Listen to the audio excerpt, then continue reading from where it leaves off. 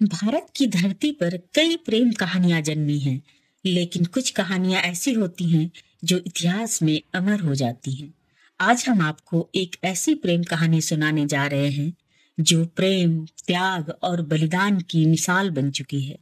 यह कहानी है रानी रूपमती और बाज बहादुर की, एक योद्धा और एक गायिका की प्रेम गाथा जिसने इतिहास में अपनी अमिट छाप छोड़ी। यह कहानी 16वीं शताब्दी की है, जब मालवा पर सुल्तान बाज बहादुर का राज था। वह केवल एक योद्धा ही नहीं, बल्कि संगीत और कला के संरक्षक भी थे। उनका दरबार हमेशा संगीत और नृत्य से गूंजता रहता था। एक दिन बाज बहादुर शिकार पर निकले और नर्मदा नदी के किनारे एक गांव पहुंचे। वहां उन्होंने रूपमती को पहली बार देखा, एक अद्भुत सुंदरी जिसकी आवाज मानो प्रकृति को भी मोहित कर रही थी। उसकी आवाज में ऐसा जादू था कि बाज बहादुर खुद को रोक नहीं सके और उससे मिलने चले गए। बाज बहादुर ने उसे अपने महल चलने का आग्रह किया, लेकिन रूपमती ने एक शर्त रखी, मैं केवल वहीं रहूंगी जहां से मुझे प्रतिदिन नर्मदा नदी के दर्शन हो सके। बाज बहादुर ने उसकी यह इच्छा पूरी करने के लिए रूपमती महल बनाया, जहां से नर्मदा नदी साफ दिखाई देती थी, और वहीं से शुरू हुआ उनका अमर प्रेम। धीरे धीरे उनका प्रेम गहरा होता गया।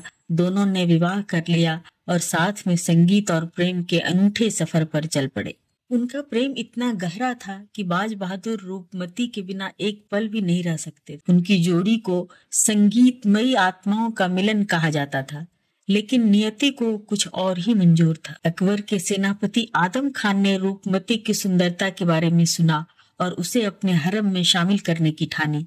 उसने मालवा पर हमला किया और बाज बहादुर की सेना को हरा दिया। बाज बहादुर अपनी सेना लेकर बहादुरी से लड़े, लेकिन वह युद्ध हार गए और उन्हें राज्य छोड़कर भागना पड़ा। लेकिन रूपमती ने किसी के आगे झुकना स्वीकार नहीं किया। अपनी आबरू बचाने के लिए उसने जहर पी लिया और हमेशा के लिए इतिहास में अमर हो गई। आज भी मांडू की हवाओं में रूपमती और बाज बहादुर की प्रेम कहानी गूंजती है।